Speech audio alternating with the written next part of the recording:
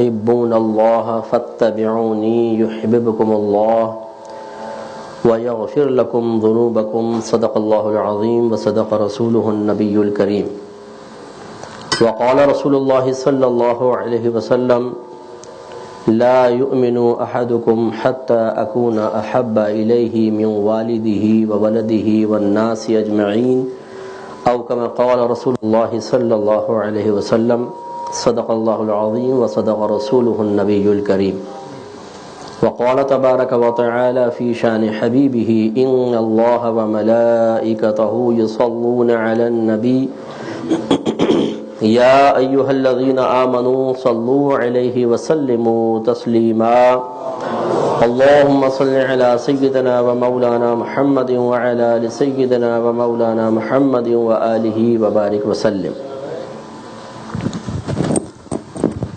میں تمام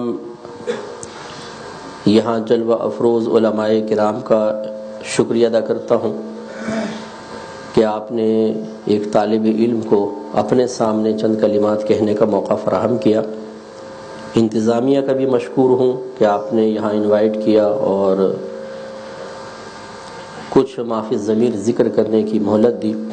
آپ سب کا بھی شکر گزار ہوں کہ آپ ایک طویل وقت سے یہاں بیٹھے ہوئے ہیں اور ابھی مزید انشاءاللہ بیٹھے رہیں گے۔ یہ بڑی ہمت کا کام ہوتا ہے انسان استقامت سے بیٹھے، کیونکہ لمبا پروگرام ہوتا ہے تو کمر بھی فریاد کرتی ہے کہ خدا کے واسطے کچھ رحم کیجئے۔ انشاءاللہ میں مختصر اور کوشش کروں گا کہ بس جامع تھوڑا سا بیان کریں۔ الحمدللہ یہ میلاد النبی کا مہینہ ہے، اور جب یہ مہینہ آتا ہے تو مسلمان اپنے قلب میں خوشیاں محسوس کرتے ہیں اور اپنی ہمت و استطاعت کے مطابق اس خوشی کا اظہار مختلف معمولات کے ذریعے کرتے ہیں۔ اللہ تبارک و تعالی نے قرآن عظیم میں ان دونوں امور کو سراہا ہے، اس کا حکم دیا۔ قل بفضل اللہ وبرحمتہ فبذلک فلیفرحوا۔ اللہ تعالیٰ ارشاد فرماتا ہے کہ حبیب کریم صلی اللہ علیہ وسلم آپ ان لوگوں سے فرمائیے کہ اللہ تبارک و تعالیٰ کے فضل اور اس کی رحمت پر انہیں چاہیے کہ خوشی کا اظہار کریں، اپنے قلوب میں خوشی محسوس کریں۔ اور دوسرے مقام پہ ارشاد فرمایا وَأَمَّا بِنِعْمَةِ رَبِّكَ فَحَدِّثْ، اور اپنے رب کی نعمت کا خوب چرچا کرو۔ آپ نے ایک لفظ سنا ہوگا تحدیث نعمت، کہ جی میں تحدیث نعمت کے طور پہ یہ بات کہہ رہا ہوں۔ تحدیث کا مطلب ہوتا ہے عام کرنا، ظاہر کرنا، کسی شے کا سب کے سامنے اعتراف کرنا۔ تو ان دونوں آیات کو ملائیں اور ہم تھوڑا سا غور کریں کہ اللہ تبارک و تعالیٰ کی سب سے بڑی نعمت، سب سے بڑا انعام، سب سے بڑا احسان، سب سے بڑا فضل، اگر ایک ہمارے ماشاءاللہ خوش عقیدہ بچے سے بھی پوچھا جائے تو وہ جواب دے گا کہ ہمارے نبی کریم صلی اللہ علیہ وسلم ہے۔ تو جب سرکار ہمیں حاصل ہوئے، جیسے حضرت نے ماشاءاللہ کتنے خوبصورت انداز میں ارشاد فرمایا، تو اللہ تبارک و تعالیٰ کی خصوصی رحمت اس امت کی طرف متوجہ ہو گئی۔ پہلے بھی امتوں میں مسلمان گزرے ہیں، صاحب ایمان لوگ گزرے ہیں، انہوں نے اپنے اپنے انبیاء علیہ السلام کا ساتھ دیا ہے، وہ بھی امت تھے، ہم بھی ہیں، لیکن ان میں ہم میں فرق ہے۔ اکثر اب آپ دیکھیں گے پچھلی امتوں میں ایسے واقعات ہوئے ہیں کہ جب انبیاء علیہ السلام نے اللہ تبارک و تعالیٰ کے بنائے ہوئے قانون کے مطابق ملاحظہ فرمایا کہ اب یہ قوم ہدایت یافتہ نہیں ہو سکتی، تو اللہ کے حکم اور اس کی اجازت سے ہی ان کے خلاف دعا کی ہے اور پوری پوری قومیں ہلاک ہوئی ہیں۔ لیکن یہ ہماری خوش قسمتی ہے کہ جب آنکھ کھلی تو معلوم ہوا کہ اللہ تبارک و تعالیٰ نے اپنے فضل، اپنے کرم سے، محض اپنے فضل و کرم سے، ہمارا کوئی کمال نہیں تھا، اپنے حبیب کی امت میں پیدا فرمایا اور مسلمان پیدا فرمایا، اور یہاں مسلمان پیدا کر کے ہمیں ہمیشہ کے لیے اجتماعی عذاب سے بے خوف کر دیا۔ ما کان اللہ لیعذبہم وانت فیہم، اے حبیب اللہ تبارک و تعالیٰ کی یہ شان نہیں کہ آپ ان کے درمیان موجود ہوں اور اللہ تعالیٰ ان کو اجتماعی عذاب میں مبتلا کر دے، یہ نہیں ہو سکتا۔ پچھلی امتوں میں جو گناہ تھے، اس امت میں آپ اس سے کہیں بڑھ کر گناہ دیکھیں گے، لیکن فرق یہی ہے کہ وہ پچھلے نبی کی امت تھی، یہ ہمارے نبی کریم صلی اللہ علیہ وسلم کی امت ہے۔ تو اللہ تعالیٰ نے رحمت کونین صلی اللہ علیہ وسلم کی شکل اور صورت میں ہمیں بے شمار انعامات سے نوازا ہے، تو پھر اس پر خوشی محسوس ہونا اور اس پر خوشی کا ہر اس طریقے سے اظہار کرنا جس کو شریعت نے منع نہ کیا ہو، ہمارے عرف میں وہ معمول بہا رہی ہو چیز اور شریعت نے اس کو منع نہ کیا ہو، اس طریقے سے ہم خوشی کا اظہار کر سکتے ہیں۔ اس میں جلوس نکالنا بھی ہے، لائٹنگ کرنا ہے، جھنڈے لگانا ہے، آپس میں مبارکباد دینا ہے، کھانے کھلانا ہے، محافل کا انعقاد ہے، یہ تمام امور سمجھ لیجئے کہ انہی آیات کے تحت ہیں، اللہ تبارک و تعالیٰ کی طرف سے اجازت شدہ ہیں۔ اور جب کوئی اللہ تعالیٰ کے حکم اور اجازت پر عمل کرے تو پھر یہ یاد رکھیے کہ اس میں کوئی بدعت کا تصور نہیں ہوتا، وہ عین سنت اور اللہ تبارک و تعالیٰ کے حکم کی فرما برداری کہلاتا ہے۔ ایک مرتبہ محبت کے ساتھ درود پڑھ دیجیے، اللہم صلی علی سیدنا و مولانا محمد وعلی آل سیدنا و مولانا محمد وآلہ وبارک وسلم۔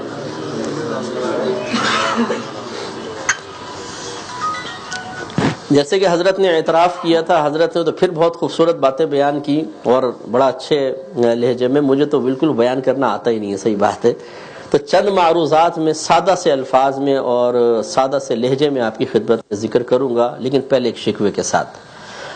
شکوہ یہ ہے کہ ہم اہل سنت میں عوامی بات کر رہا ہوں کہ عوام اہل سنت کی میں نے یہ عادت دیکھی ہے کہ ہم کسی محفل میں کسی اجتماع میں آتے ہیں تو صرف سننے کے لیے آتے ہیں، چنانچہ ہم سنتے ہیں، ایک کان سے سنا اور دوسرے کان سے باہر نکال دیا، اگرچہ بیچ میں راستہ نہیں ہے، لگتا ایسا ہے کہ راستہ بن گیا ہے۔ ہم چیز کو مکمل طور پہ سمجھتے نہیں ہیں، اگر کوئی ہمیں دلیل فراہم کر رہا ہے اسے یاد نہیں کرتے ہیں، اور اس بات کو جس کو ہم نے سنا ہے بیان پر قدرت حاصل نہیں کرتے۔ لہذا جب ہم بعض اوقات کوئی جوشیلا سا بیان ہوتا ہے، باہر نکلتے ہیں، کوئی کہتا ہے کیسا رہا، ارے یار کیا بیان تھا، آج تو ایمان تازہ ہو گیا، اور وہ کان میں پوچھے ایمان کسے کہتے ہیں، یہ تو پتہ نہیں، اچھا تازگی ایمان کسے کہتے ہیں یہی بتا دیں، ارے یہ بھی معلوم نہیں، لیکن مان لو کہ ایمان تازہ ہو گیا۔ اچھا جو آپ نے سنا تھوڑا سا بیان ہی کر دیں، وہ موبائل میں ریکارڈ ہے یار، موبائل میں ریکارڈ ہے، میموری میں کچھ نہیں ہے، موبائل میں ریکارڈ ہے، وہ موبائل میں رہے گا۔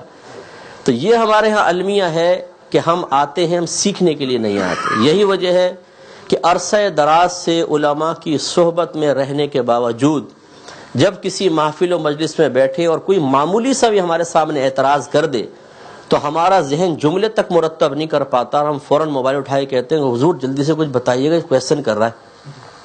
یعنی کتنے مجھے میسج کرتے ہیں صاحب جلدی سے اس کا جواب دے دیں، ہماری بحث چل رہی ہے۔ یعنی مفتی صاحب سارے کام چھوڑ کر ان کی خدمت میں لگ جائیں اور اس کو میں میسج کرتا رہا ہوں کہ یہ بحث جب تک چلتے رہے ان کو جواب۔ بھئی آپ کیوں نہیں اس کے لیے تیار ہوتے؟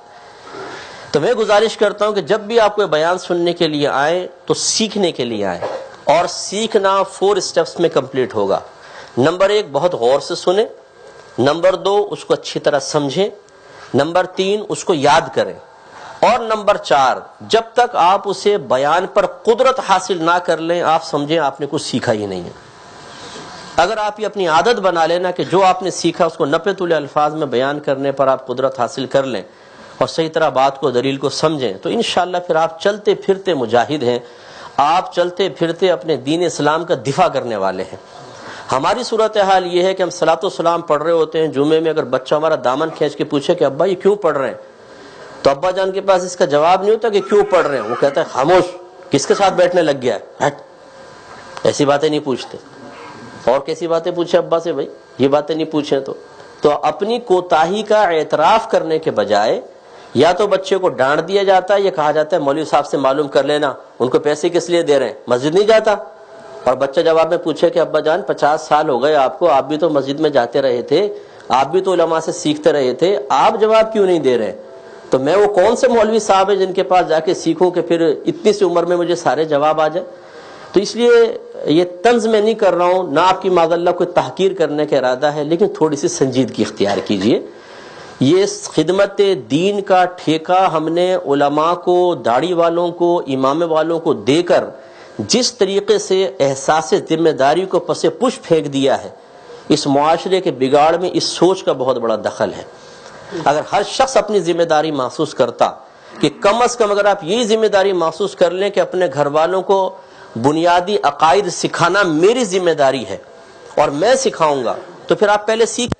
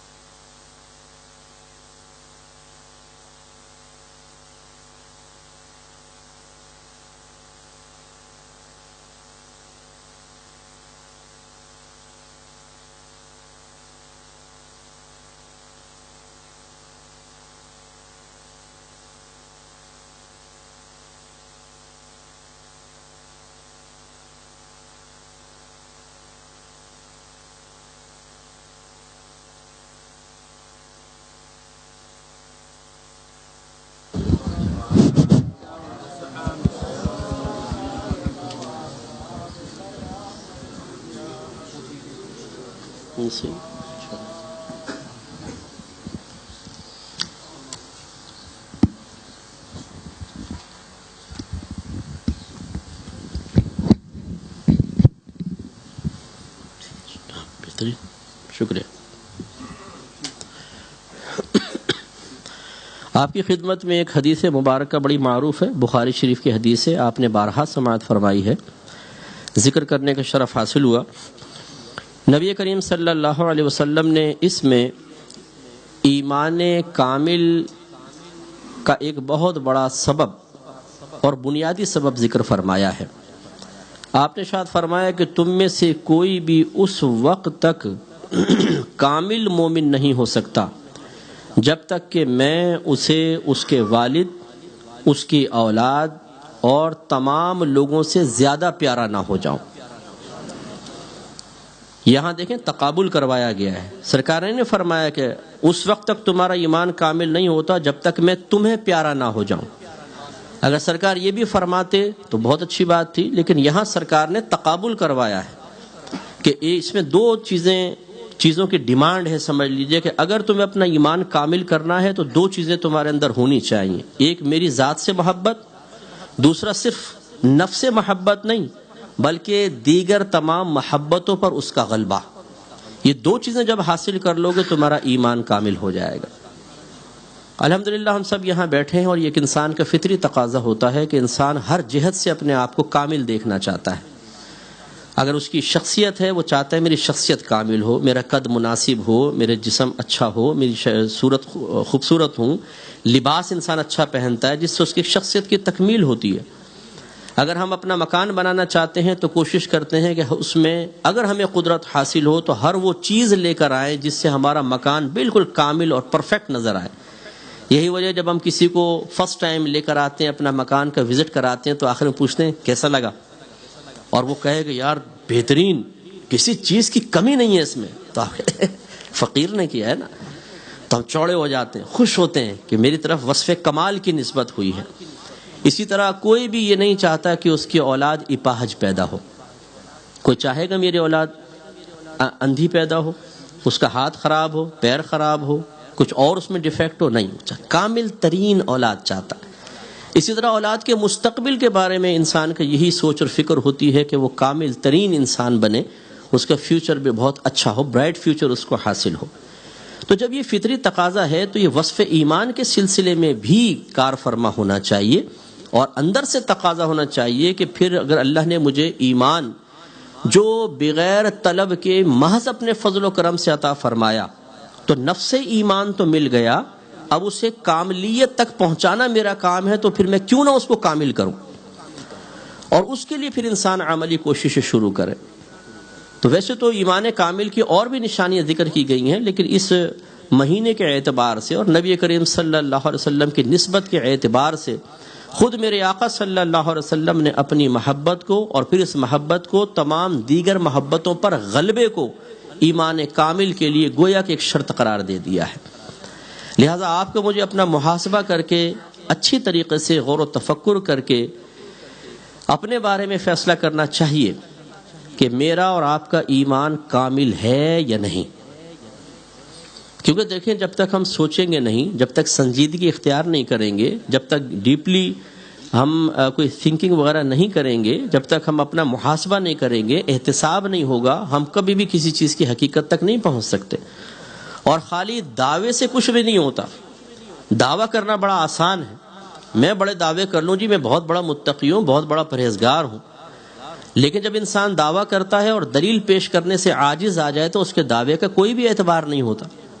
اگر ایک شخص ابھی کھڑے ہو کر کہے آپ سب سے کہ میں تم سب سے زیادہ ذہین، پرہیزگار، متقی اور سب سے اچھا ہوں، تو آپ پوچھیں گے نا کہ بھئی بتاؤ کیا آپ کے پاس ثبوت ہے، کون سے ایسے اوصاف ہیں؟ اور وہ کہے کہ اوصاف وغیرہ چھوڑو، بس مان لو نا کہ میں تم سے سب سے زیادہ ذہین ہوں، سب سے زیادہ متقی ہوں، تو آپ کہیں گے نہیں مانتے، تم تو ریاکار ہو اور خواہ دعویٰ کر رہو، نکلو باہر یہاں سے۔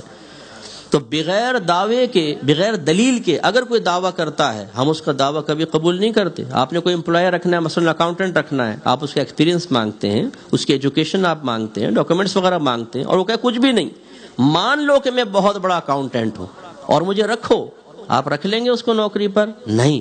بس اسی طریقے سے یاد رکھیں، جب ہم محبت رسول کا دعویٰ کرتے ہیں کہ ہمیں حاصل ہے، جب ہم اس بات کا دعویٰ کرتے ہیں کہ اس محبت رسول کے وسیلے سے ہم نے اپنے ایمان کو کامل کر لیا ہے، ہم بہت بڑے عاشق رسول ہیں، جسے ہر ایک تقریباً نعت خوان بھی ہمیں یقین دلاتے ہیں، علماء بھی ہمیں فرماتے ہیں ماشاءاللہ عشاقان رسول کا اجتماع ہے، تو پھر ہمیں اپنا یہ محاسبہ کرنا چاہیے کہ جب یہ دعویٰ ہے تو دلیل بھی ہمارے پاس موجود ہے یا نہیں۔ پھر دلیل دو قسم کی ہوتی ہے، ایک کامل دلیل، ایک ناقص دلیل۔ علماء تشریف فرمائے کامل دلیل ہی سامنے والے کو ہمارا موقف ماننے پر مجبور کرتی ہے، ناقص دلیل پیش کریں تو اس کو کوئی اعتبار نہیں ہے۔ تو ہم نبی کریم صلی اللہ علیہ وسلم کی امت میں پیدا ہوئے، مسلمان گھرانے میں پیدا ہوئے، بیانات سنتے ہیں، ہمارے گھر والوں نے نبی کریم کی محبت ڈالی، تو اس کا کوئی انکار نہیں کر سکتا کہ محبت تو ہے، دل میں محبت تو ہے۔ تو کیا ایمان کامل کے لیے فقط اتنی سی محبت کو ثبوت پیش کرنا دلیل کامل کہلائے گا؟ نہیں۔ ہمارے علماء نے ارشاد فرمایا کہ محبت ایک قلبی کیفیت کا نام ہے، کسی کی طرف پسندیدگی کے ساتھ دل مائل ہو، اس کو محبت کہتے ہیں، اور جب اس میں شدت پیدا ہو جاتی ہے کہ انسان آؤٹ آف کنٹرول سا ہو جاتا ہے تو اس کا نام عشق رکھا جاتا ہے۔ محبت اور عشق قلبی کیفیت کا نام ہے، نظر تو نہیں آتے۔ تو اس کا مطلب یہ ہوا کہ اگر ہم اس بات کو ثبوت پیش کرنا چاہتے ہیں کہ میرا ایمان کامل ہے، میرے دل میں نبی کریم کی زبردست محبت ہے، تو اس کی کچھ ظاہری علامات بھی دکھانی ہوں گی، کچھ ظاہری علامات کو بطور ثبوت پیش کرنا ہوگا۔ اور پھر اگر میں یہ اور آپ یہ دعویٰ کرتے ہیں کہ میری محبت تمام محبتوں پر غالب ہے، تو اس کا بھی پھر ایک ثبوت فراہم کرنا ہوگا۔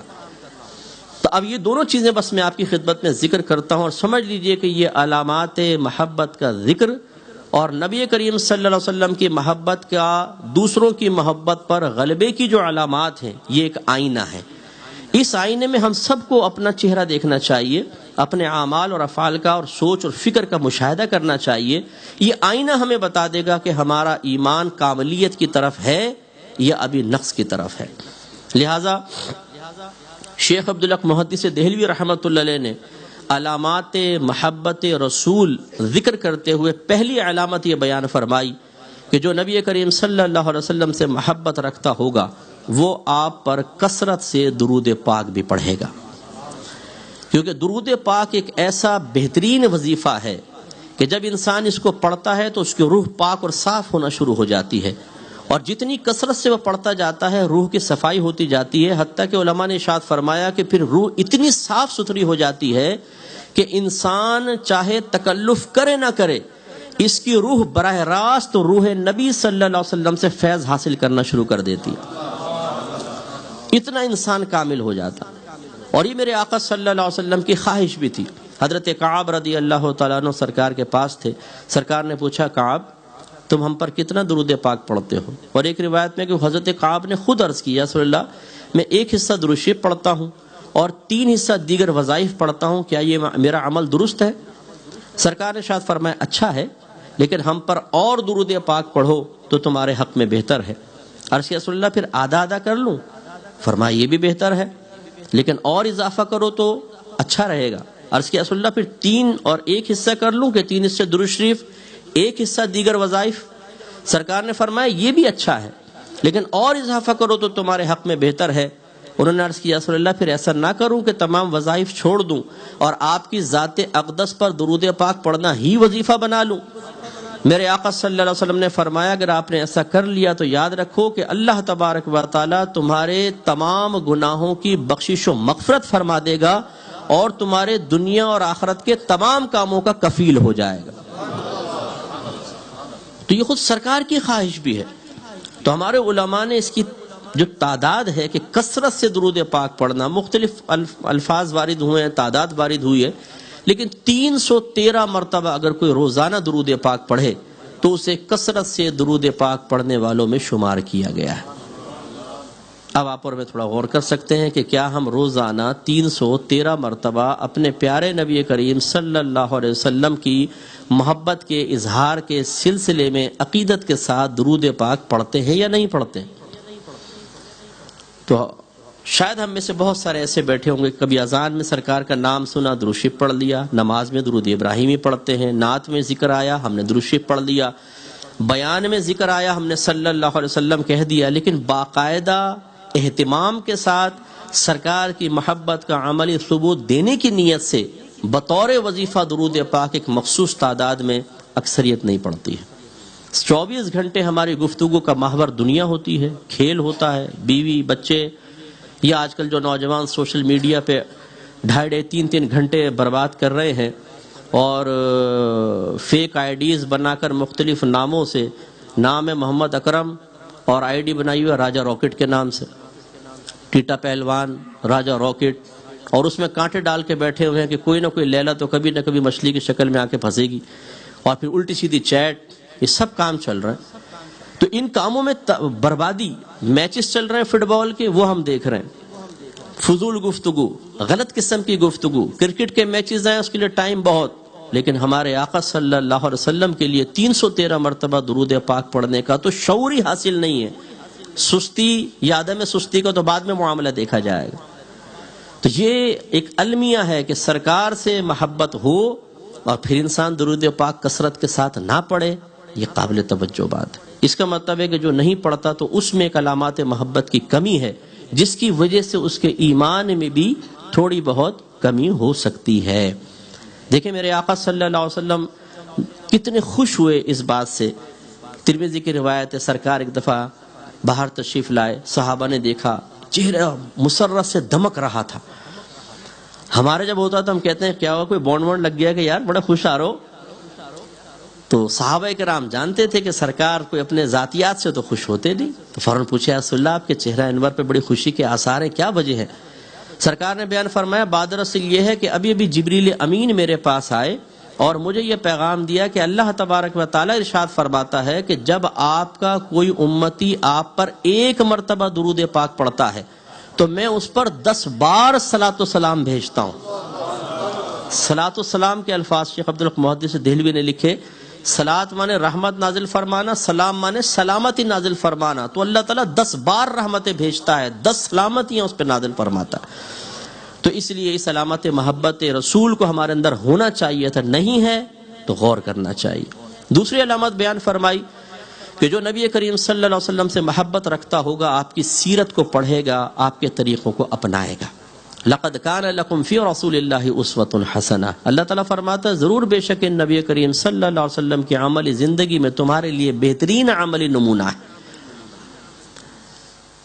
لیکن آپ المیہ دیکھیں کہ کیا ہم نے نبی کریم کی سیرت کی کوئی کتاب الف سے لے کر یہ تک مکمل طور پہ پڑھی ہے؟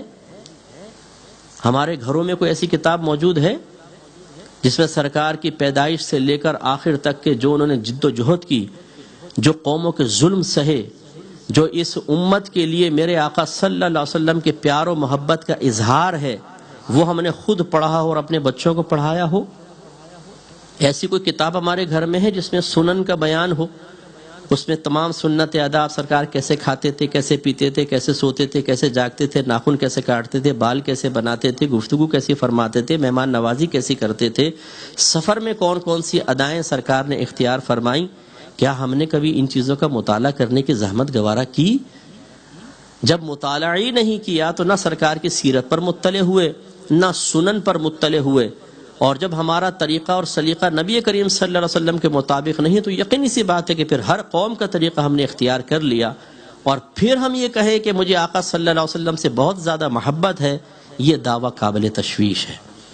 اس لیے سرکار کی سیرت کا مطالعہ اور سرکار کے طریقوں کا مطالعہ کرنا اور ان کو اپنانا، صرف مطالعہ نہیں بلکہ ان کو اپنانا، ان پہ غور و تفکر کرنا، اس راہ میں آنے والی جب ہم اپناتے ہیں کچھ مشقت آتی ہے، اس مشقت پر صبر کرنا اور اللہ تبارک و تعالیٰ سے اس مشقت کے جواب میں ثواب کا متمنی رہنا، یہ ایک سعادت کی بات ہے۔ لیکن ہم میں سے اکثر ایسے بیٹھے ہوں گے جنہوں نے آج تک سرکار کی سیرت کی کوئی کتاب نہیں پڑھی ہوگی، آج تک ان سنن آداب کو جاننے کی زحمت نہیں گوارا کی ہوگی جو ہمارے آقا صلی اللہ علیہ وسلم کی طرف منسوب کیے گئے ہیں۔ تیسری علامت بیان کی کہ جو نبی کریم صلی اللہ علیہ وسلم سے محبت کرتا ہوگا آپ کی زیارت کا بھی متمنی ہوگا، چاہتا ہوگا میں اپنے نبی کو دیکھ لوں۔ آپ چاہتے ہیں کہ نہیں چاہتے؟ چاہتے ہیں نا؟ لیکن میں یہ کہتا ہوں کہ رسم اور حقیقت میں فرق ذرا کریں۔ ہم نے کچھ چیزیں رسمی طور پہ اختیار کی ہیں، ابھی اس میں حقیقت کا رنگ نہیں آیا ہے، وہ رنگ درکار ہے۔ میں سمجھاتا ہوں میں کہنا کیا چاہ رہا ہوں۔ دیکھیں، اگر آپ کے گھر میں جوان بچیاں ہیں اور ان کی عمر بڑھ رہی ہے، ماں باپ کو تشویش ہوتی ہے، کیا ماں باپ کی کوئی دعا اس سے خالی ہوگی کہ اللہ تعالیٰ ہماری بچیوں کے لیے اچھا رشتہ بھیج دے؟ نہیں ہوگی۔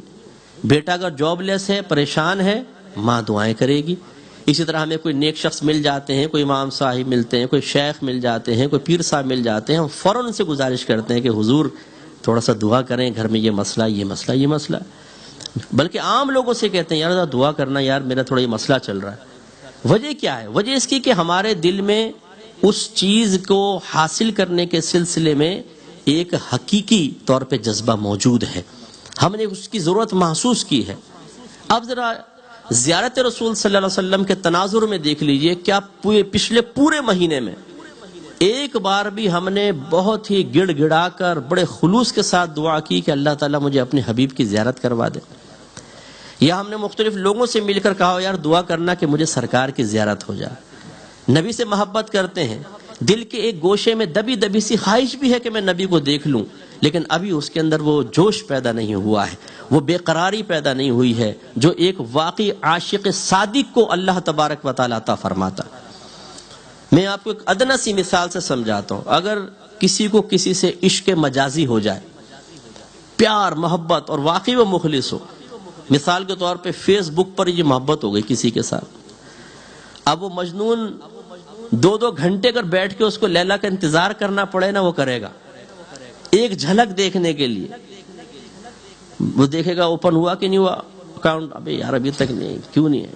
میسج پہ اگر بالفرض سامنے والا کہہ دے کہ آ جاؤ میں آ چکی ہوں، تو کیسا دل باغ باغ ہوگا، اور پھر انسان جب دیکھے گا کتنی خوشی ہوگی۔ اور بالفرض اگر درمیان میں گیپ آ جائے، محبت صادق ہے، تو پھر انسان کا نہ کھانے کو دل چاہے گا، نہ پینے کو دل چاہے گا، نہ لیٹنے کو، خواب میں بھی لیلا آئے گی۔ میں آپ کو سمجھا رہا ہوں کہ دیکھیں عشق مجازی کے اندر جب انسان حقیقی طور پہ انوالو ہو جاتا ہے تو اس کی حالت میں تغیر پیدا ہوتا ہے، وہ بے چین رہتا ہے، بے قرار رہتا ہے، نہ چاہتے ہوئے بار بار ذہن اپنے محبوب کی طرف جاتا ہے، وہ دوسروں کے سامنے اس کا ذکر بھی کرتا ہے، وہ اس کے لیے بعض اوقات کھانا چھوڑ دیتا ہے، نیندیں قربان کر دیتا ہے، پوری رات اگر ویٹ کرنا پڑ جائے تو وہ پوری رات بیٹھ کر فیس بک کے سامنے گزار دے گا کہ نہیں مجھے تھوڑی بات کا موقع مل جائے۔ کیا اس طرح کی چاشنی، کیا اس طرح کی حقیقت، کیا اس طرح کی بے قراری پوری زندگی میں ایک رات بھی ایک دن بھی نبی کریم صلی اللہ علیہ وسلم کے لیے ہوئی ہے کہ نہیں؟ یہ غور کرنے کی ضرورت۔ عشق یہ نہیں ہے کہ بس ہم نعرے لگا لیں، نعتیں پڑھیں اور پھر یہاں سے نکل کر ایک خالی قلب کے ساتھ اور بے کیف سی طبیعت کے ساتھ باہر نکل کے سرکار کو پھر 24 گھنٹے کے لیے اگلے ہفتے تک کے لیے بھول جائیں، پھر کہیں نئی محفل ہو تو پھر اس میں ہمارا جوش و جذبہ دیکھنے والا ہو، اس کا مطلب ہے یہ محبت نہیں ہے، یہ رسم ہے، اس کو حقیقت تک لانا ہوگا۔ صحابہ کرام علیہم رضوان نے اس حقیقت کو پایا ہے۔ سرکار کے خادم حضرت ثوبان رضی اللہ تعالیٰ عنہ کہتے ہیں کہ سرکار نے ان کو آزاد فرمایا تھا۔ یہ ایک دفعہ سرکار کی بارگاہ میں آئے، چہرے کا رنگ اڑا ہوا ہے، بال بکھرے ہوئے ہیں، عجیب پریشان حال۔ میرے آقا صلی اللہ علیہ وسلم نے پوچھا ثوبان اپنی کیا حالت بنا رکھی ہے؟ عرض کیا رسول اللہ کوئی غم کوئی پریشانی دنیاوی نہیں ہے، لیکن ایک سوچ اور فکر نے میری یہ حالت کر دی ہے۔ سرکار نے پوچھا وہ کیا سوچ اور فکر ہے؟ عرض کی سوچ اور فکر یہ ہے کہ ابھی تو جب میرا دل چاہتا ہے میں آتا ہوں اور آپ کے چہرے انور کو دیکھ کر اپنے قلب کو ٹھنڈا کر لیتا ہوں، لیکن جب میرا انتقال ہوگا اور میں میدان محشر میں پہنچوں گا، اگر اللہ تعالیٰ نے میرے لیے جنت کا فیصلہ نہ کیا تو پھر تو میں کبھی آپ کو نہیں دیکھ سکتا۔ یہ عاجزی ہے آپ کی۔ اور کہا کہ اگر میں جنت میں چلا بھی گیا تو آپ تو نبیوں کے ساتھ بڑے اعلیٰ مقام پر ہوں گے اور میں بڑے ادنا مقام پر ہوں گا، تو میں آپ کی کیسے زیارت کروں گا؟ اس سوچ اور فکر نے میری یہ حالت کر دی۔ آپ دیکھیں ہم نے تو زندگی میں بعض ایسے بیٹھے ہوں گے ایک دفعہ بھی سرکار کی جھلک نہیں دیکھی ہے، بعض خوش قسمت خواب میں دیکھ لیتے ہیں، ایک بار بھی نہیں دیکھی ہے، لیکن اطمینان قلب کا عالم دیکھیے، ہماری سلجھی ہوئی کیفیت دیکھیے، ہماری طبیعت کا عدم انتشار دیکھیں، ذہن کا سکون دیکھیں، کوئی بیقراری نہیں۔ اور وہ صحابہ سرکار کو دیکھ رہے ہیں لیکن فیوچر کے بارے میں فکر مند ہے کہ وہاں کیا ہوگا اگر سرکار نظر نہ آئے تو حالت خراب ہو رہی ہے۔ تو میرے آقا صلی اللہ علیہ وسلم نے ارشاد فرمایا المرء مع من احبہ، ہر شخص اسی کے ساتھ ہوگا جس سے اس نے محبت کی ہوگی۔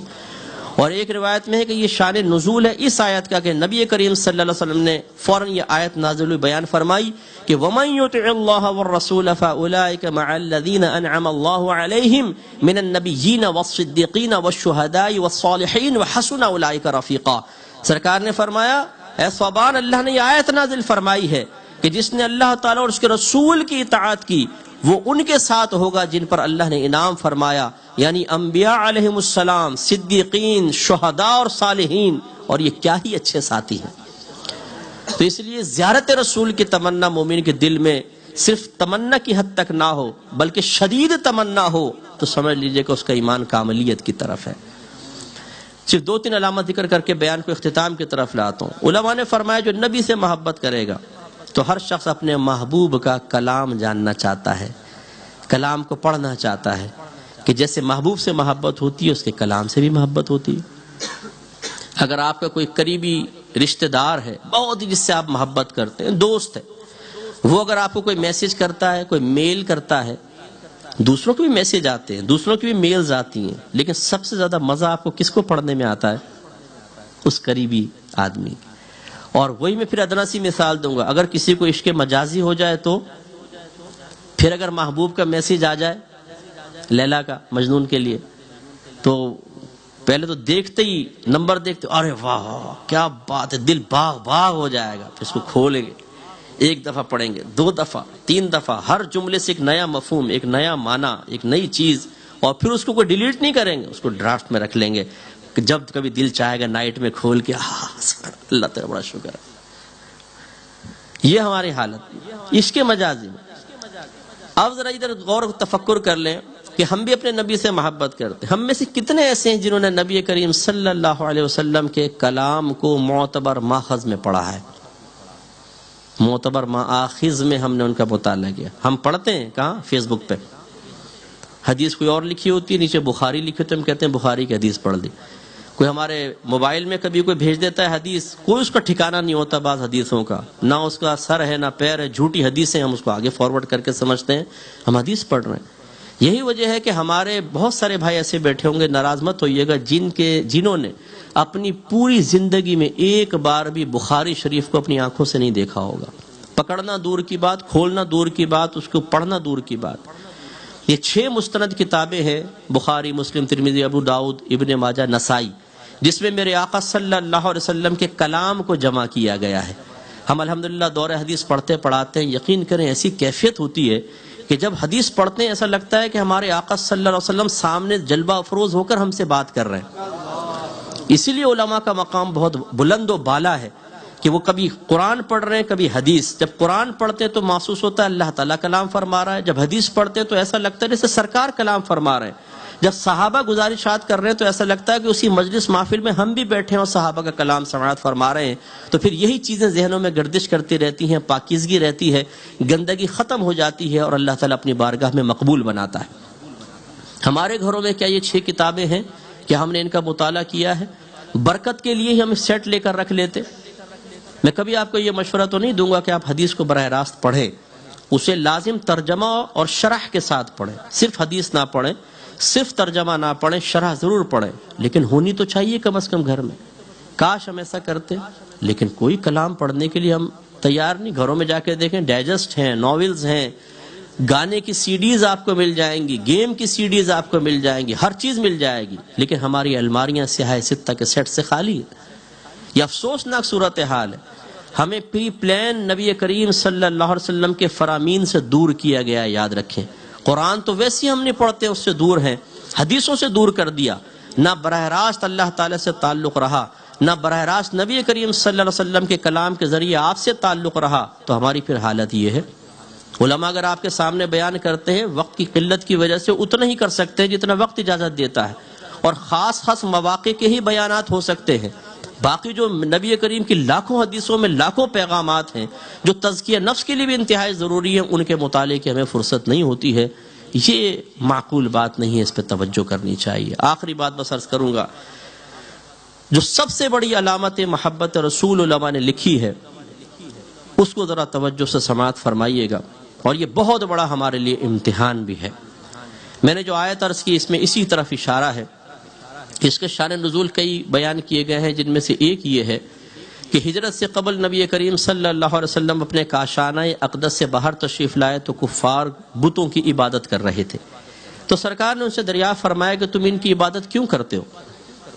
انہوں نے جواب دیا، اس لیے تاکہ اللہ تبارک و تعالی ان کی عبادت سے خوش ہو کر ہمیں اپنا محبوب بنا لے. مقصد تو اچھا تھا نا، اللہ تعالی ہمیں اپنا محبوب بنا لے. اللہ تعالیٰ نے آیت نازل فرما کے انہیں یہی بات سمجھائی کہ مقصود بہت اچھا ہے، اس مقصود کو حاصل کرنے کے لیے جو تمہارا خود ساختہ طریقہ ہے اس میں نقص ہے، اسے ختم کرو، اور جو طریقہ ہم بتا رہے ہیں اسے اختیار کر لو، تو اللہ تبارک و تعالیٰ تمہیں اپنا محبوب بنا لے گا. قل ان کنتم تحبون اللہ فاتبعونی. اللہ تعالیٰ نے فرمایا حبیب ان سے کہہ دیجئے اگر تم اللہ تبارک و تعالیٰ سے محبت کا دعویٰ کرتے ہو تو فاتبعونی، میری اطاعت کرو. یعنی نبی سے فرمایا اللہ تعالیٰ نے حبیب آپ ان سے کہیں کہ تم میری اطاعت کرو، میرا کہنا مانو، میرا حکم مانو، تو نتیجہ کیا نکلے گا؟ یحببکم اللہ، اللہ تبارک و تعالیٰ تمہیں اپنا محبوب بنا لے گا، اور جب محبوب بنائے گا وَيَغْفِرْ لَكُمْ ذُنُوبَكُمْ، تو تمہارے تمام گناہوں کی بخشش و مغفرت کر دی جائے گی. اب ہم بھی ماشاءاللہ محبت رسول کا دعویٰ کرتے ہیں، تو ہم بھی ذرا غور کر لیں کہ کیا ہم نبی کریم صلی اللہ علیہ وسلم کی کامل طور پر اطاعت کے لیے ذہنی طور پہ تیار ہیں؟ کیا ہم نے اپنے نبی کا حکم ماننے کے لیے سنجیدگی اختیار کی ہے؟ تو آپ دیکھیں گے کہ نہیں. ہمیں تو ایسے ایسے بیان سنائیں کہ بس جو بالکل ہم پر گرا نہ گزریں، ہم کچھ بھی کرتے رہے، فراڈ کریں، گناہ کریں، کچھ بھی کریں، بس ہمیں یہ یقین دلا دیجئے کہ آپ اس محفل میں آ کر بیٹھیں، انشاءاللہ میدان معاشر میں پہنچیں گے تو فرشتے آ کر کہیں گے حضور آپ کہاں تھے، آئیے تشریف لائیں، جنت آپ کا انتظار کر رہی ہے، سیدھے جنت میں. اور اگر کوئی ایسا بیان ہمیں سننے کو مل جائے جس سے تھوڑی بہت ہمیں اپنی کسی کوتاہی کے بارے میں علم ہونا شروع ہو جائے تو قلب میں بے چینی پیدا ہوتی ہے، بے قراری پیدا ہوتی ہے، ناپسندیدگی کے جذبات نمودار ہونا شروع ہو جاتے ہیں، اور ہم زبان قول سے نہیں زبان حال سے کہتے ہیں کہ مت کر نصیحت ناصحا، دل میرا گھبرائے ہے، اس کو دشمن جانوں ہوں جو مجھ کو سمجھائے ہے. ہم باہر نکل کے کمنٹس پاس کرتے ہیں، یار بیان تو اچھا تھا لیکن اتنی بھی سختی اچھی نہیں ہوتی یار. تب اس بھائی سے پوچھنا چاہیے کہ بھائی وہ سختی کی لیمیٹیشنز آپ بتا دیں تاکہ علماء محتاط ہو کہ آپ کی خدمت میں گزارشات پیش کریں کہ حضور جتنی لیمٹ آپ نے قائم کی دیکھیں ہم نے کراس نہیں کی، آپ کے مزاج کے مطابق بیان کر دیا. گویا کہ اب علماء بھی عوام کی رائے پر چلیں، ہم نے اتنا ہی سننا ہے، اس سے زیادہ نہیں سننا ہے. لیکن عالم کی ایک ذمہ داری ہوتی ہے کہ وہ عوام کو سمجھائے کہ آپ کو کیا کرنا ہے اور کیا نہیں کرنا ہے. لہذا نبی کریم صلی اللہ علیہ وسلم سے محبت کا دعویٰ کرنے والا اور پھر سرکار کی اطاعت نہ کرے، آپ کا حکم نہ مانے، یہ نہیں ہو سکتا۔ میں آپ سے کویسچن کرتا ہوں، ذرا بتائیے، اگر ایک بیٹا اپنے والد صاحب سے یا والدہ سے کہے کہ ابا جان، امی جان، آپ پر میری جان قربان، میرا مال قربان، بیوی بچے قربان، میں آپ سے سب سے زیادہ محبت کرتا ہوں، اور ہاتھ چومے، آنکھوں سے لگائے، ماں باپ خوش ہو جائیں، پھر کہ اچھا بیٹا ذرا ایک گلاس پانی تو پلانا، اوہو ٹائم نہیں ہے، بیٹا ذرا گھر میں رہو، ابھی باہر نہ جاؤ، نا میں نے ٹائم دیا ہوا، باہر جاؤں گا، اچھا بیٹا فلاں سے ملو، بہت اچھا آدمی ہے، اوہو امی اس کی تو شکل دیکھ کے نفرت پیدا ہو جاتی ہے، اچھا بیٹا اس سے نہ ملنا، وہ برا آدمی ہے، ارے امی وہ تو میرا جگری یار ہے، کیسے چھوڑ سکتا ہوں، بیٹا جلدی واپس آ جانا، نہیں امی رات کے 2:30-3 بجے سے پہلے واپس نہیں آ سکتا، اور پھر کہ امی ایک بات بتاؤں، ہاں بیٹا آپ سے محبت بہت ہے، آپ پہ میری جان قربان، میرا مال قربان، میرا سب کچھ قربان، بتائیے دعوی محبت امام سچا کہلائے گا یا جھوٹا کہلائے گا؟ زور سے بولیے۔ اچھا اب ایک لمحے کے لیے آپ کھڑے ہو جائیں اور اب آپ سے کوئی یہ کہہ رہا ہے یار تمہارے لیے میری جان قربان، مال قربان، سب کچھ قربان، اور آپ کہہ 10 پاؤنڈ تو دینا، ہٹ پیسہ نہیں ہے میرے پاس، یار میرے ساتھ بیٹھو، ارے بھائی تیرے ساتھ بیٹھوں، مجھے کام ہے بھائی میں نہیں بیٹھ سکتا، ہر چیز میں انکار کرتا رہے، اور پھر بعد میں بولے یار تو میرا جگری یار ہو، تیرے تو جان بھی قربان، مال قربان، کیا اس کی محبت کا آپ یقین حاصل کریں گے؟ آپ کہیں گے ڈرامے باز یہاں سے باہر نکل، خالی باتیں کر رہا ہے، جب ثبوت مانگتے ثبوت نہیں دیتا۔ تو تھوڑا سا ذرا غور کیجئے کہ نبی کریم صلی اللہ علیہ وسلم سے محبت کا دعویٰ، آپ کی غلامی کا اعتراف، اور پھر جب میرے آقا صلی اللہ علیہ وسلم فرمائے کہ یہ کام کرو، اور ہم جواب میں کہیں یا رسول اللہ میرے پاس وقت نہیں ہے، سرکار فرمائیں یہ کام کرو، ہم کہیں میرا موڈ نہیں ہے، سرکار فرمائیں یہ کام کرو، ہم کہیں یا رسول اللہ مہمان آئے ہوئے ان کو دیکھوں کہ آپ کے حکم کو دیکھوں، سرکار فرمائیں یہ کام کرو، ہم کہیں میری بیوی اجازت نہیں دے رہی ہے، سرکار فرمائیں یہ کام کرو، ہم کہیں جواب میں یا رسول اللہ میرے دوست راضی نہیں ہے، میں کیسے آپ کا کہنا مان سکتا ہوں، سرکار فرمائیں یہ کہنا مانو، اور ہم جواب میں کہ یا رسول اللہ میں ایک ایسے ملک میں ہوں جہاں پر آپ کا کہنا میں نہیں مان سکتا ہوں، مجھے اجازت ہونی چاہیے کہ میں معاذ اللہ اپنے دین کو ایک سپر مارکیٹ بنا لوں، کہ ایک ٹرالی لے کر جاؤں، جو چیز پسند آئے اس کو ڈال لوں، جو چیز پسند نہ آئے اس کو چھوڑ دوں اور بل دے کر اپنے گھر لے آؤں۔ ایسا ہی میں نے آپ کے احکام کو بنایا ہوا ہے، جو موڈ کو اچھا لگے، جس کی وقت اجازت دے، جس پر بیوی، ماں، باپ، بچے، دوست، احباب، گیدرنگ سرکل سب راضی ہو، برادری راضی ہو، وہ میں مانوں گا، ورنہ پھر آپ اپنے پاس اپنے احکام کو رکھیے۔ اور پھر یہ دعویٰ کہ میں سرکار کا غلام ہوں، ہم ہیں سچے غلام۔ سچا غلام ایسا ہوتا ہے آپ کا امپلائی آپ کی بات نہ مانے، جس کو آپ تنخواہ دے رہے ہوں، تو آپ کیا کریں گے؟ اس کو رکھیں گے؟ آپ اس کو باہر نکال دیں گے، پورا مہینہ آپ کا کام نہ کرے اور آخر میں آ کر کہے لائی جی سیلری وتھ بونس، تو دے دیں گے آپ؟ نہیں، بلکہ اس کام میں کوتاہی کی وجہ سے آپ اس کو ذلیل کر کے نکالیں گے۔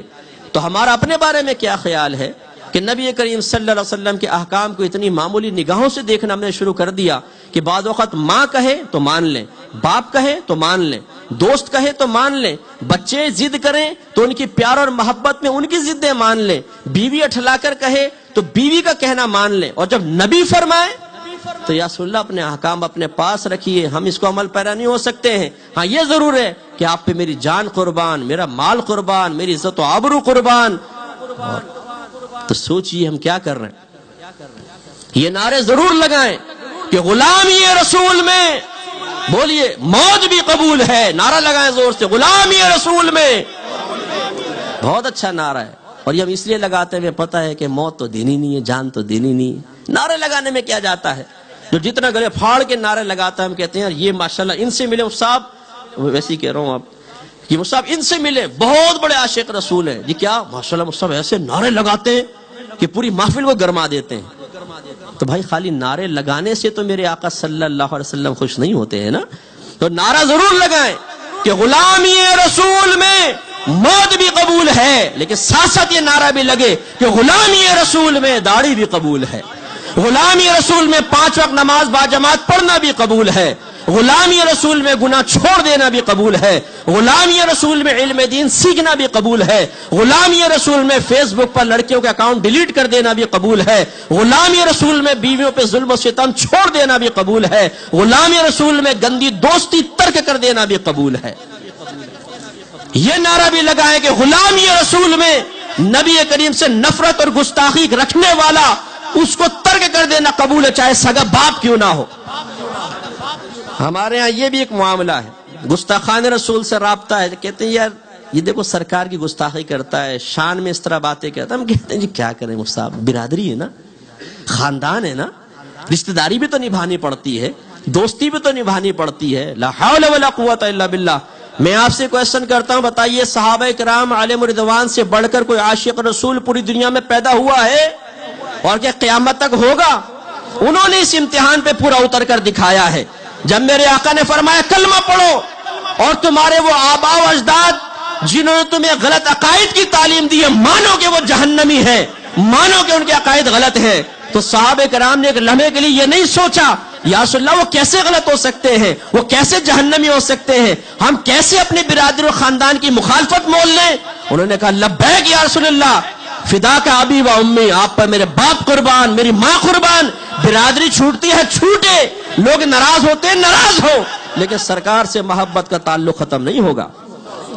اور جب میرے آقا نے فرمایا ہجرت کرو, چھوڑ دو وہ مکہ جہاں تمہارا بچپن گزرا ہے, جہاں تم پیدا ہوئے ہو, جہاں تمہارا خاندان ہے, برادری ہے, بیوی بچے ہیں, باغات ہیں, مویشی ہیں, ٹھنڈے میٹھے پانی کے چشمے ہیں, تمہارا بزنس ہے. صحابہ کرام نے نہیں پوچھے یا رسول اللہ صلی اللہ علیہ وسلم آگے چل کر کیا ہوگا, ہم خاندان کو چھوڑ دیں, ہم برادری کو چھوڑ دیں, اکیلے ہو جائیں؟ نہیں, انہیں معلوم تھا کہ دامن مصطفیٰ سے وابستہ ہوں گے تو پوری کائنات قدموں میں ہوگی, اور یہ دامن چھوڑ کر سب سے وابستہ ہو جائیں گے تو اللہ تعالیٰ سب کی چیز نعمتیں, سب رحمتیں ہم سے دور فرما دے گا, اور کچھ بھی ہاتھ میں نہیں رہے گا. چھوڑ کر اس طرف آ گئے. غزوہ بدر ہے, صحابہ کرام ایک طرف کھڑے ہیں, انصار صحابہ تھے انہیں ایک لمحے کے لیے ہٹا لے, مہاجر صحابہ موجود تھے نا, مکے سے ہجرت کرنے والے, اور سامنے جو کھڑا ہے لشکر جرار 1000 کا تقریباً, یہ ان کے خاندان برادری والے ہی تھے. تلواریں نکلی ہوئی ہیں, سامنے باپ ہے, چاچا ہے, ماموں ہے, تایا ہے, بہنوئی ہے, لیکن اس طرف میرے نبی ہیں, اس طرف ایمان ہے, اس طرف اسلام ہے, اس طرف ایمان کا امتحان ہے. صحابہ کرام علیہ رضوان کے پاؤں میں لرزش پیدا نہیں ہوئی, ہاتھ نہیں کانپے ہیں. اگر باپ پہ ہاتھ اٹھائے تو باپ کی گردن اڑائی ہے, اگر چاچا پہ حملہ کیا ہے تو چاچا ہی گردن اڑا دی. اب اگر محبت ہے تو صرف سرکار کے دامن سے وابستگی کی وجہ سے ہے, ورنہ نہ کوئی ہمارا باپ ہے نہ کوئی ہماری ماں ہے. حضرت ابو بکر صدیق رضی اللہ تعالیٰ عنہ کے صاحبزادے حضرت عبد الرحمن بن ابی بکر کہتے ہیں اسلام لانے کے بعد غزوہ بدر میں کفار کی طرف سے آئے تھے. ابا جان کئی مرتبہ ایسا ہوا کہ آپ میری تلوار کے سامنے آئے, لیکن صرف اس لیے تلوار روک لی کہ آپ میرے والد ہیں. صدیق اکبر نے فرمایا کہ بہت بہت شکریہ بیٹا, بلکہ ارشاد فرمایا کہ خدا کی قسم اگر تو میری تلوار کے سامنے ایک مرتبہ بھی آتا تو تیری گردن اڑانے میں دیر نہ کرتا. اس لیے کہ یہ امتحان ہے ایمان کا. ان کے اندر ایمان تھا, ایمان کی روح نکلی ہوئی ایک لاش نہیں تھی. کہا کہ اگر تم میرے سامنے آ جاتے تو تمہاری گردن اڑا دیتا. غزوہ احد میں جب بہت سارے مسلمان شہید ہوئے ہیں تو عورتیں جب لاشیں لائی گئیں, عورتیں آئی, ایک خاتون آگے بڑھی, کسی نے کہا آپ کے والد کی لاش, کہا کہ ٹھیک ہے لیکن یہ بتاؤ سرکار کیسے ہے. کسی نے کہا یہ آپ کے شوہر کی لاش ہے, کہا کہ ٹھیک ہے یہ بتاؤ سرکار کیسے ہیں. کسی نے ایک لاش رکھی سامنے, یہ آپ کے بھائی کی لاش ہے, کہا کہ یہ بھی ٹھیک ہے لیکن یہ بتاؤ میرے سرکار کیسے ہیں. کسی نے بیٹے کی لاش سامنے رکھی, کہا یہ بھی ٹھیک ہے لیکن یہ بتاؤ میرے سرکار کیسے ہیں. کہا کہ خیریت سے وہاں بیٹھے ہیں. فوراً وہاں پہنچی, سرکار کو دیکھا, آنکھیں چھلک گئی, سرکار کا دامن رحمت تھاما اور عرض کی رسول اللہ جب آپ سلامت ہیں تو خدا کی قسم مجھ پر تمام مصیبتیں آسان ہیں. یہ ہے محبت. حالانکہ وہ تو بھائی وغیرہ سب مومن ہی تھے نا, لیکن سرکار پر ان کو فوقیت. یہاں مومنوں پر سرکار کی محبت کو فوقیت, ان کی طرف توجہ نہیں, ان کا غم نہیں, سرکار کے سلامت رہنے کی خوشی ہے. اور یہاں صورتحال یہ ہے کہ ایک بد مذہب ہو, ایک گستاخ رسول ہو, ہمارے نبی کی شان میں گستاخی کرنے والا ہو, لیکن ہم پیار سے اس لیے ہاتھ ملائیں کہ نہیں جی دوستی ہے, کیا کریں جی, ماموں ہے, بہنوئی ہے, تایا ہے, پھپھا ہے, اصل رشتہ سرکار کا ہے. یاد رکھیے قبر میں جائیں گے یہ ماما ساتھ نہیں ہوگا, یہ چاچا ساتھ نہیں ہوگا, یہ دوست ساتھ نہیں ہوں گے, میرے آقا کھڑے ہوں گے, فرشتے کہیں گے ما کنت تقول فی حق ھذا الرجل, تو شخص کے بارے میں کیا کہا کرتا تھا. اگر سرکار کے طریقے پہ چلے ہوں گے، سرکار سے محبت رکھنے والوں سے رابطہ رکھا ہوگا، گستاخان رسول سے، بد مذہبوں سے دور ہوں گے، تو انشاءاللہ زبان سے نکلے گا فرشتوں میں بتاؤں کہ یہ کون ہے، یا میرے سرکار بتائیں میں کون؟ پوچھو میرے سرکار سے۔ ہر مشکل کا مقابلہ کیا ہے، اپنے آقا کے لیے سب کو چھوڑ دیا، آقا کا دامن تھاما، اللہ نے پوری کائنات، پوری دنیا کی دولت میرے قدموں میں ڈالی۔ میرے سرکار سے پوچھو۔ اور پھر میدان محشر میں جب سرکار کی بارگاہ میں شفاعت کا سوال کرنے کے لیے جائیں گے تو ندامت نہیں ہوگی، شرمندگی نہیں ہوگی، نگاہیں جھکی نہیں ہوں گی، وہاں پر پھر انسان کو اپنی سابقہ زندگی پر ذلت و رسوائی کا احساس نہیں ہوگا، فخر سے جا کے سرکار کا دامن تھامیں گے۔ اور جو یہاں سرکار کے دشمنوں کے ساتھ رابطہ رکھتا ہوگا اور وہ دشمن ایک لائن میں مجرمین کی حیثیت سے شرمندگی کے ساتھ سر جھکا کے کھڑے ہوں گے، اور اللہ نہ کرے اگر اللہ نے ان کے ساتھ ہمیں بھی کھڑا کر دیا تو پھر کس منہ سے سرکار کی بارگاہ میں حاضر ہوں گے؟ اس لیے میں آپ سے گزارش کرتا ہوں کہ کاملیت ایمان کے لیے سنجیدگی اختیار کریں۔ تو پھر ذرا شروع سے آئیے۔ نمبر 1، 313 مرتبہ درود پاک کو اپنی عادت بنائیں۔ نمبر 2، سرکار صلی اللہ علیہ وسلم کی زیارت کے لیے بے قراری اور بے چینی پیدا کریں۔ اس کے لیے میں آپ سے گزارش کرتا ہوں ہر دعا میں ذکر کریں، اللہ تعالیٰ مجھے اپنے حبیب کی زیارت کروا۔ دوسروں سے عرض کریں، اور رات میں عشاء کی نماز کے بعد شیخ عبدالحق محدث دہلوی رحمۃ اللہ علیہ کے مطابق تازہ وضو کر کے، صاف ستھرے کپڑے پہن کے، خوشبو لگا کر، مدینے کی طرف مصلی بچھا کر، بیٹھ کر، آنکھیں بند کر کر جتنی تعداد میں آسانی سے درود پاک پڑھ سکتے ہیں، وہ 313 کے علاوہ پڑھیے گا آپ، وہ پڑھیں اس تصور کے ساتھ کہ میرے آقا میرے سامنے جلوہ افروز ہو کر میرا درود پاک سن رہے ہیں۔ فرماتے ہیں زیارت کے لیے مجرب چیز ہے، سرکار بڑا کرم فرماتے ہیں، زیارت بھی ہوگی انشاءاللہ۔ اپنے گھروں میں سیاہ ستہ کا سیٹ رکھیں، ترجمہ اور شرح کے ساتھ، مشورہ علماء سے کر لیجئے گا، آپ کو انشاءاللہ بتائیں گے، تھوڑا تھوڑا مطالعہ کریں، کوئی بات سمجھ میں نہ آئے علماء سے رجوع کریں، یا ایسے دروس میں شرکت کریں، درس حدیث، درس قرآن۔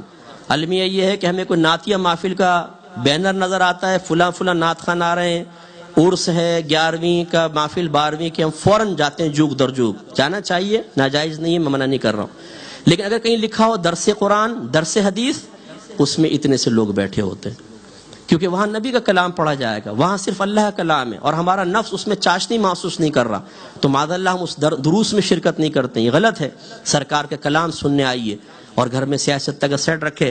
اس کے علاوہ سیرت کی ایک کتاب اپنے گھر میں رکھیں، سیرت رسول عربی لے لیں، نور بخش توکلی صاحب رحمۃ اللہ علیہ کی مختصر سی ہے، اسے آپ مطالعہ کریں۔ اگر بچے نہیں پڑھ سکتے ہیں تو آپ اس کو انگلش میں ٹرانسلیٹ کر کے ان کو سنائیں، بچوں کو بتائیں کہ بیٹا دیکھو اس طرح نبی کریم پیدا ہوئے، اتنی مشقت صحیح ہے، اس طرح پھر ہجرت فرمائی، اس طرح تسلسل سے سرکار نے جہاد کیا ہے، تاکہ بچوں کو پوری لائف سرکار کی پتہ چلے۔ اور امیر دعوت اسلامی حضرت مولانا الیاس قادری صاحب دامت برکاتہم العالیہ کی بہترین تصنیف ہے فیضان سنت، یہ گھر میں رکھیں، اس میں سنن آداب ہیں، خود بھی پڑھیں، غور کریں میں کیا پورا کر رہا ہوں کیا نہیں، بچوں کو بھی سمجھائیے تاکہ بچے بھی اس کو حاصل کریں اور بچوں کی زندگی اچھے سے اچھی بنتی چلی جائے۔ اس کے بعد اطاعت رسول، اور اطاعت رسول کے لیے علم لازم ہے، کیونکہ دیکھیں اطاعت عقیدے میں بھی ہوگی، اطاعت عمل میں بھی ہوگی، اور اطاعت گناہ چھوڑنے میں بھی ہوگی۔ یہ تین مین چیزیں ہیں۔ عقیدہ بما دلیل، یہ سیکھنا بہت ضروری ہے۔ احکام شرعیہ عملیہ، ایسے شرعی احکام جن کا تعلق ہمارے عمل کے ساتھ ہے، یہ ہمیں سیکھنے ہوں گے۔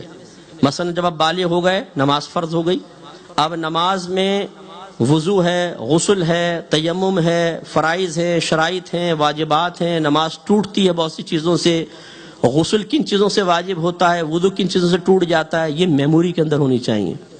یہ نہیں کہ کتابوں، میموری میں چلتا پھرتی آپ لائبریری بن جائیں، یہ تمام آپ کو سیکھنا ہوگا۔ اسی طرح جب آپ جو شادی شدہ یہاں بیٹھے ہیں ان سے میری گزارش ہے کہ جو حقوق زوجین ہیں یہ سب آپ سیکھیے، بیوی کا آپ پر کیا حق ہے، اس کے کیا فرائض ہے، آپ کا کیا حق ہے، کیا فرائض ہے۔ اسی طرح طلاق کے مسئلے ضرور سیکھیے گا، یہ میری نصیحت اور وصیت یاد رکھیے گا کہ بعض اوقات انسان کو شعور بھی حاصل نہیں ہوتا، اور علم سے تو ہم پہلے ہی خالی ہیں، اور انسان کی زبان سے کچھ جملے نکلتے ہیں اور بیوی فوراً نکاح سے نکل جاتی ہے۔ اس کے بعد لڑائی جھگڑے میں آپ کے بعد ہم صلح تو کر لیتے ہیں، لیکن اب صلح نکاح کے بغیر ممکن نہ تھی، لیکن ہمیں نہیں پتا تھا، اور ہم ساتھ رہنے لگے تو پھر یاد رکھیں بغیر نکاح کے ساتھ رہیں گے، اور جو آگے گناہ ہوگا وہ الامان والحفیظ۔ میں ایک مثال آپ کو دیتا ہوں، بیوی کہہ رہی ہو کہ طلاق دے دو مجھے، چھوڑ دو، اور شوہر جواب میں اس مذاکرہ طلاق کی محفل میں کہہ دے جا دفع ہو جا، فوراً طلاق پڑ جائے گی، لڑکی نکاح سے نکل جائے گی۔ لیکن یہ ہمیشہ نہیں ہوتا کہ جب بھی کہیں گے جا دفع ہو جائے گی، اس کے لیے ذرا ایک ماحول چاہیے۔ جیسے میں نے بتایا عورت مطالبہ کر رہی ہو، اس کے جواب میں انسان کہے گا فوراً نکاح ٹوٹ جائے گا، نیت ہو یا نہ ہو، کیونکہ یہاں مذاکرہ طلاق ہی نیت کے قائم مقام ہے۔ آپ یقین کیجئے جب میں نے احکام شریعت میں طلاق کے مسائل بیان کیے، اتنے مسائل میرے سامنے آئے۔ ایک مسئلہ تو ایسا آیا کہ 20 سال پہلے شوہر نے طلاق دی تھی، 20 سال پہلے، اور ان کو پتہ نہیں تھا۔ مثلا لڑکی نے مجھے کہا کہ میرے شوہر نے 3 طلاقیں دی۔ میں نے کہا تم نے تو طلاق دے دی ہے، زبان سے طلاق دی۔ تو شوہر نے کہا کہ ارے بے وقوف، زبان سے طلاق کوئی ہوتی ہے؟ لکھ کر ہوتی ہے۔ تو کہنے لگے میں بھی جاہل، شوہر بھی جاہل، ہم ساتھ رہ رہے ہیں 20 سال ہو گئے ہیں، کتنی اس دوران بچے پیدا ہوئے ہیں۔ آج مفتی صاحب پتہ چلا ہے کہ لکھنے کے بعد کا زبان سے طلاق دینا اصل ہے، لکھنا تو اس کا قائم مقام ہوتا۔ تو اب میں علیحدہ ہوئی ہوں۔ ایسی ایک شخص نے پوچھا کہ جی وہ میں نے اپنی بیوی کو طلاق دی تو میری ماں رونے لگی کہ یہ تو نے کیا کر دیا، بہو کو طلاق دے دی۔ تو میرے ابا جان آ گئے۔ ابا جان نے کہا کیا مصیبت آ گئی؟ تو میری امی نے کہا کہ ارے بیٹے نے طلاق دے دی ہے۔ تو ابا جان نے پوچھا کیسے دی ہے؟ تو کہا کہ یوں کہا ہے میں نے اس کو طلاق دی میں نے اس کو طلاق دی۔ تو کہنے لگا میرے ابا جان نے کہا اس طرح کوئی طلاق ہوتی ہے؟ دیکھو میں دے کے بتاتا ہوں۔ کہنے لگا اپنی بیوی کو تجھے میں نے طلاق دی، اور کہنے لگے بتا کچھ ہوا؟ یعنی وہ بابا جی سمجھ رہے تھے کہ میں نے تو طلاق دی، بم پھٹے گا، سب چھت وت گرے گی، پھر دوبارہ طلاق دیں گے، دیواریں ہلیں گی، پھر کچھ ہوگا۔ وہ بہو تو گئی تھی، اپنی بیوی بھی گئی ہاتھ سے۔ یہ جہالت کا نتیجہ ہے۔ ایسے ہی ایک لڑکے نے 3 طلاقیں دی۔ وہ لڑکی نے مجھے بتایا کہ مفتی صاحب میری ساس کسی مولوی صاحب کے پاس چلی گئی، اور میں آپ سب سے گزارش کرتا ہوں کہ دیکھیں داڑھی رکھنا سنت واجبہ ہے، ضرور رکھیے، اور یہ مت سوچئے کہ جی مجھے علم نہیں ہے تو داڑھی رکھنے کا کیا فائدہ۔ آپ داڑھی رکھیں، لیکن کبھی بھی کوئی آپ سے مسئلہ معلوم کرے، اگر نہیں آتا اس میں شرم کی کوئی بات نہیں ہے، آپ کہیں کہ مجھے معلوم نہیں۔ اللہ کرم ہے کہ ہم بھی شرم نہیں کریں گے، اگر ہمیں مسئلہ معلوم نہیں ہم کہیں گے ہم دیکھ کے بتا دیں گے، ہمیں معلوم نہیں ہے۔ یہ ایک عالم کی شان ہوتی ہے، یہ کوئی مطلب نکما پن نہیں ہے۔ امام مالک رحمۃ اللہ علیہ کے شاگرد کہتے ہیں کہ جو امام مالک نے سوالات کے جواب میں لا ادری فرمایا، اگر ہم ان اقوال کو جمع کر دیں تو کئی رجسٹر بن جائیں گے۔ لا ادری مینز میں نہیں جانتا۔ تو اب ہوا کیا، کہتی ہیں کہ وہ ساس صاحبہ کسی حافظ صاحب کے پاس چلی گئی، اور ان کو کہا جی میرے بیٹے نے 3 طلاقیں دے دی۔ اس نے کہا جی کوئی بڑا پرابلم نہیں ہے، 60 مسکینوں کو کھانا کھلائیں، تمام طلاقیں ختم ہو جائیں گی۔ کہنے لگی میری ساس نے کھانا کھلایا، ہمارے گھر آ کے کہا ہم نے مولوی صاحب سے معلوم کر لیا ہے، بیٹی کو بھیج دو۔ کہنے لگی میں چلی گئی، اور آج تک گھر میں زنا ہو رہا ہے، کیونکہ 3 طلاق کے بعد بغیر حلالہ کے تو ساتھ نہیں رہ سکتے، وہ زنا ہے۔ جو پیدا ہوں گے بچے ولد الزنا ہوں گے۔ آپ یقین کیجئے میری 26 سالہ زندگی میں چونکہ ایز اے مفتی ورک کر رہا ہوں، اور پورے ورلڈ سے مجھے میلز آتی ہیں، گھروں کے اندر زنا ہو رہے ہیں، گھروں کے اندر، اور پتہ نہیں ہے۔ میں آپ سے گزارش کرتا ہوں، ایک تو اپنا محاسبہ کر لیں، دوسرا اپنے بچوں کی فکر کریں۔ اگر آپ نے اپنے بیٹے بیٹی کو مسئلہ نہیں سکھایا اور سنجیدگی اختیار نہیں کی تو اللہ نہ کرے، میں دعا کرتا ہوں کہ ایسا کبھی نہ ہو، لیکن آپ کے اس بات کو پسند کریں گے کہ آپ کی بیٹی کم علمی میں زنا کرتی رہے نادانستہ طور پر، یا آپ کا بیٹا ایک زانی کی زندگی گزارے؟ یقیناً پسند نہیں کریں گے۔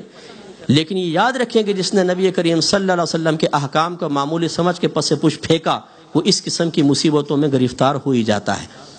اس کے بعد پھر گناہوں کی معرفت، یہ 3 چیزیں آپ کو حاصل کرنی ہیں: عقیدے کا علم، احکام شرعیہ عملیہ۔ اب مثلا ایک میں بات اور عرض کر دوں، بہت سارے یہاں بزنس مین بیٹھے ہوں گے، لیکن کیا آپ نے تجارت کے اسلامک لاز پڑھے ہیں؟ کہ کیا اصول اللہ نے ہمیں دیے ہیں تجارت کرنے کے، رینٹ پہ چیز کو لینے دینے کے؟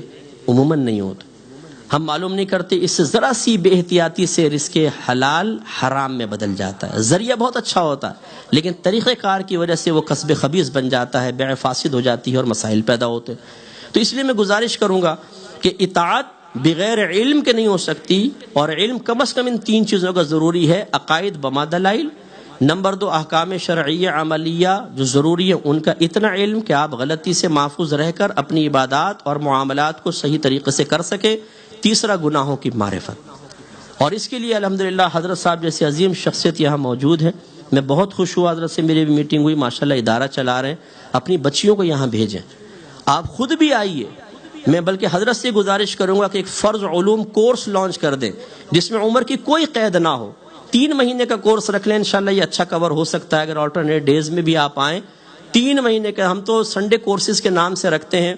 2 سے 5 3 گھنٹے کی کلاس ہوتی ہے، 3-4 مہینے کا کورس ہوتا ہے. یہ تمام چیزیں ہم تقریباً عقائد اسلام کورس ہے، وراثت کورس ہے، حقوق زوجین کورس سے کور کرا دیتے ہیں. اور ماشاءاللہ اس میں انجینئر، ڈاکٹر، پروفیسر، خواتین بھی آتی ہیں اور مرد حضرات بھی آتے ہیں اور مسائل سیکھ لیتے ہیں. یہ شعور بیدار کریں تو انشاءاللہ بہت اچھا ہوگا. اور اب تھوڑا سا آج جا کر سنجیدگی کے ساتھ بستر پہ لیٹ کے اپنے بارے میں سوچیں. بس یہی آخری بات ہے کہ ایک تو محاسبہ اپنا، اور ایک اللہ تعالیٰ نے ذمہ داری آپ کی اگلی نسلوں کی آپ پہ ڈال دی ہے. یا ایھا الذین آمنوا قوا انفسکم واہلکم نارا وقودھا الناس والحجارہ، اے ایمان والو اپنے آپ کو اور اپنے گھر والوں کو جہنم کی اس آگ سے بچاؤ جس کا ایندھن آدمی اور پتھر ہیں. تو یہ چیزیں آپ کو بھی سیکھنی ہے، اپنے گھر والوں اور بچوں کو بھی سکھانی ہے.